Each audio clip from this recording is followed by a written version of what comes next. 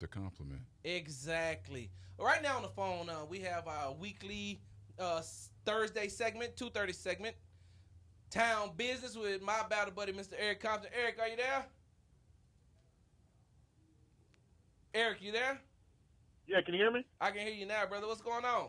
What's going on, fam? How you doing today? Ah, man, I'm doing great, brother. Cannot complain. I don't know if you was listening to the show earlier, but I am happy because after the show, which ends in an hour here now, I am headed to Colorado Springs to attend the Department of Defense Wounded Warrior Games, man. So I get to see our brothers and sisters in arms, man, who have lost limbs, protecting the rights of this country, and for your Yes, president sir. not to know the words. So God bless America.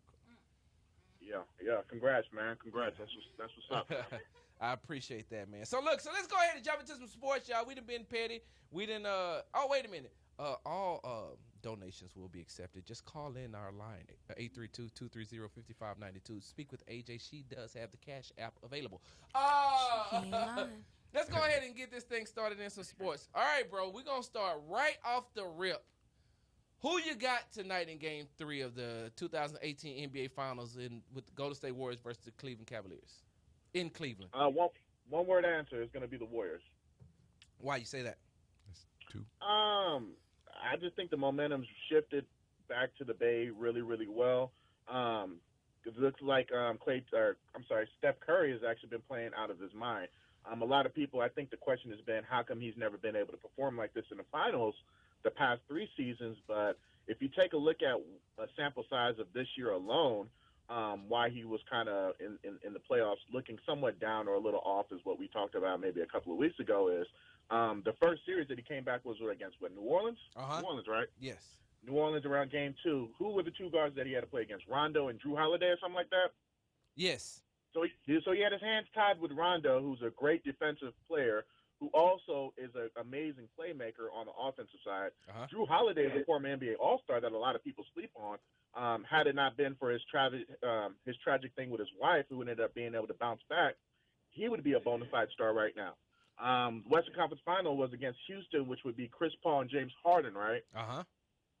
So he's had his hands tied up on that side of on the defensive side of the ball, being able to have to hold those 2 players down.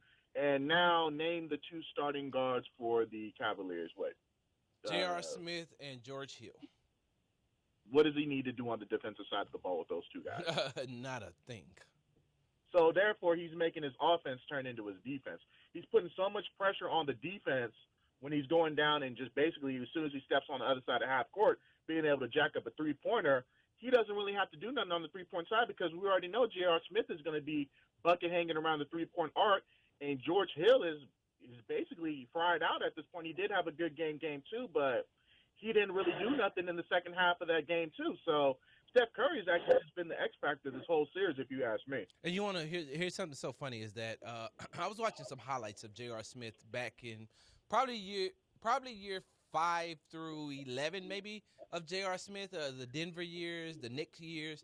And, man, I mean, I had forgot how great an athlete J.R. Smith was, how freakish it was. And now in year 14, and he's regressing. And LeBron is in year 15 and he's just now getting – it seems like LeBron is just now catching his second win, man. It's almost amazing on how – LeBron has taken care of his body and where he can go. It looks like he could play like another 10 years before he starts to have to develop the fadeaway like Jordan did, or how Kobe, started getting a rash of injuries. He doesn't look like his body is on the decline, or his game. And so I say that to say this is that with J.R. Smith, with what you mentioned, with Steph Curry, it's hard for him now because they're still trying to make him something that he's not. Right, and not to mention, they and like you said, I actually did look at a couple of films of J.R. Smith. This dude was in a dunk competition. J.R. Smith, when he first came in the NBA, was known as a guy who was just dunking on people left and right. It really wasn't until he got to about New York where he was known more of as a 3-point shooter. But I also saw something, and I thought it was somewhat outrageous that I read an article not too long ago that said that does LeBron James really make your teammates better? Mm-hmm. And they brought up a whole bunch of all of his former teammates and showed that the stats before he played with them and then stats that after. So I think that a lot of people just depend on LeBron James too much because he is probably the second greatest player in the NBA history. They just kind of stand around and just are either in awe of what he can do, or they're just like, you know what, LeBron's got it. I'm gonna sit here and wait for that dribble in, drive in, and kick out, and I'm just gonna jack up a three. So it's kind of a gift and a curse. But I don't know why J.R. Smith's game has regressed, and he was actually not too bad on the defensive side of the ball too, where he can actually hold his own, guarding people one on one. So I don't know what's gone on with him. Championships do make people fool, and it does make him a little bit more complacent on the other side. So I don't really know what's going on with him. Well, here's the thing too, and just to jump back on something that you said earlier about playing with LeBron James and how the game changes. Well, that happened, with Kobe as well, because you think about Paul Gasol, how he was in Memphis, and then when he came to the Lakers, his game changed. Or you look at, you can even think about it like this. James Harden wasn't the player that he was when he was with OKC that he is now. He's a superstar now. When he was just good when he was with OKC, but now he's a superstar. He was known as a defensive stopper on OKC. Brother, no. Not really a defensive stopper. Let me tell you something about James Harden. Well, coming out of college, he was. Coming out of college. But let me tell you something about James Harden on OKC. This is why I always tell people, when it comes to James Harden, I've known this. I know that James Harden does not thrive in the big moments, and I know that he does not play great defense because I've watched him play. And the reason why I call him the Tony Romo of the NBA is because of the pressure. James Harden had an opportunity to start for Oklahoma City, and he declined. He said he didn't want to start. He wanted to come off the bench. And so when people get to talking about, well, they had Harden, Durant, and Westbrook, and they should have been the most league. Yeah, but the third Westbrook and Durant wanted to start. Harden didn't want to start. Right. That's documented. He wanted to keep coming off the bench, and that's one of the reasons why when it was time for him to leave, because it was only $1 million separated them. $1 million is what caused James Harden to leave Oklahoma City. Is what was reported. But if you go through the back channels, they'll tell you James Harden wanted to leave anyway because he felt like it was time for him to be a star. So with that being said, coming back to LeBron. Now with LeBron, I look at the players that he plays with, and they say that that some people have said their games regressed. Well, that's because you were an okay player on a really bad team.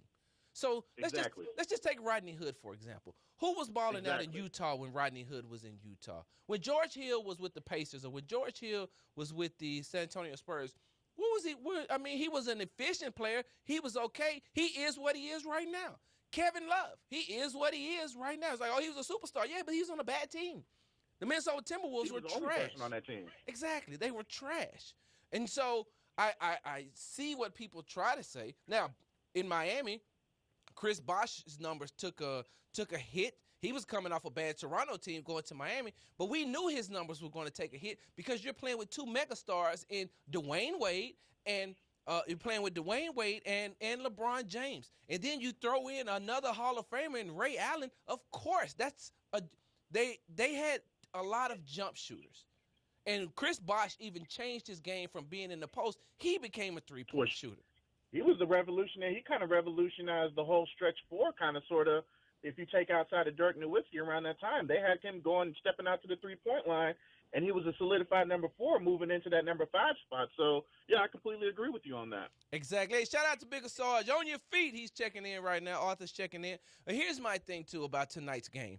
I think that LeBron is going to get more help from the role players because they are at home. I just don't see it being enough for them to win tonight. Now, Game 4, I see them winning Game 4 because once Golden State goes up 3-0, they're going to – Golden State has this thing that a lot of people don't recognize, but I've recognized, especially since KD has went there, because I'm not going to even lie to you. Before KD went there, I'm not going to say that I was like I watched Golden State like that. Even when the first 2 years that they went to the championship, I was like, man, they're a very excited, energizing team. I was proud that they built that team and didn't, get anybody through free agent like they did KD. But I didn't really watch them like I do now, like the first 2 years. But one thing that I've noticed since KD has been there is that they're so good that they get complacent. That's why it looks like they struggle sometimes in some of these series. It's not because the team that they're playing against is better than them. It's just that almost they come to the fact, I don't want to say that they're bored, but they know, oh, it's like Clay gonna go off. Then Steph gonna be like, well, I can't let Clay go off, so now I gotta go off. And then KD is like, well, I can't let the two light skinned dudes go off, and I don't go off because then people gonna stop focusing on the fact that my hair nappy, and then focus on the fact that I didn't have a good game. Anyway, that's just petty. I just want to throw that in there. But with that being said, I think that they're going to get up 3-0 against Cleveland, and on that fourth game, they're going to relax, and LeBron is going to be pressing. And that's the one thing you don't want is a pressing LeBron James, because when he gets in his mind that he's not going to be stopped, in all honesty, bro, he can't be stopped. And I agree with you. I think the best case scenario for the Warriors is to split 1-1 in Cleveland, but I also think that if they're trying to solidify their legacy within the last 4 years, the one thing that they haven't been able to do with the Cavs is actually sweep them. And you know, like you said, the Warriors do get complacent. They go through the monotony of, you know, they're the team, they're the show, they are the main event. So they do go through the whole, you know, I'm just going through the motions, as opposed to if you got your foot on that person's throat, you're going to go ahead and step down all the way and apply all pressures. But I think that they're riding on the whole fact that they do want to sweep this team. I do expect the others on the Cleveland Cavaliers to step up. I'm hearing that Rodney Hood is going to get some more minutes tonight. I'm hearing that there may be some tweaks in the starting lineup. But here's the thing: you guys they can make all the tweaks and stuff, but the Warriors are also making tweaks with Andre Iguodala more than likely playing tonight as well. And I think with Andre Iguodala as the primary defender on LeBron James, out of anybody who's been the primary defender on LeBron James, he has the worst shooting percentage against Andre Iguodala. Which I'm not saying that LeBron James isn't going to go off tonight, but the Warriors do have a break the case and glass of emergency button where Andre Iguodala, besides Draymond Green, Andre Iguodala is the grown-up in the room where he is able to lock in, and he is that extra voice for Steve Kerr to make sure that his players don't go through the monotony and they just don't go through the motion. So I think the team will be highly motivated that Andre Iguodala is going to be back tonight. So I definitely expect a better game, and I don't expect to be able to blow out. And see, that's what I was going to ask you, but you already answered. I was going to ask you, how effective do you think that Iguodala is going to be? Because I don't think that tonight, see, I think that he's been out. He has to play himself back into game shape. So he won't be effective to me. This is just me. If he comes back to play tonight, he won't be effective on LeBron. You won't see the true Iguodala until Game 5. It's almost going to be how when Steph came back this year, you see how he had to work himself back into game shape, and we're just now seeing regular form Steph Curry. You know, he's been working his way back, and you know, he took a lot of criticism and hits during his playoffs because of, you know, they expected him. And I tried to tell people, but you know, sometimes when you're in barbershops or sometimes when you're around your friends, you know, logic just doesn't work. I always say this, is that people don't want to hear what's right. People want to hear what makes them feel good. And so when you're telling them that, hey, man, Steph Curry is not all the way healthy just yet. Wait till he gets healthy, and then you're going to see Steph hitting from any and everywhere he wants to, taking any and every shot that he wants with the possibility of it going in. Ah, man, that's Steph Curry.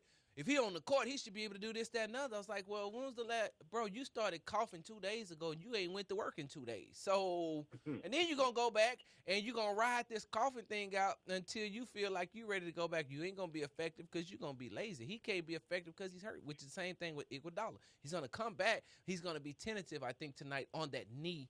He's going to be very tentative Game 3 and 4, but Game 5 at home, which is, you know, but I honestly would like to see a sweep only for the petty side of me, so that Golden State could close it out on the Cleveland Cavaliers home court, like when Cleveland closed it out on their home court, and then the next year they came back. And remember, what was that? LeBron and them had a picture put up of him blocking Iguodala's shot with the ring on his finger.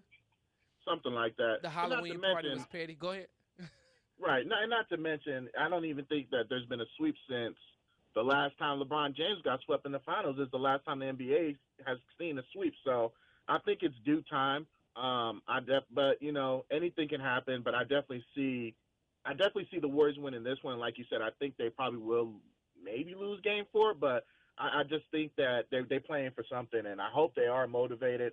Because it's like Old Yeller, man. Sometimes you got to put this dog out of its misery because the Cleveland Cavaliers got a lot of work to do this offseason, man. Exactly. But So, I'm calling the Cleveland Cavaliers Old Yeller, man. oh man, look, and last question before I let you go, because it's a shortened show today. Okay, bro, I'm gonna just say this, and then I'm gonna take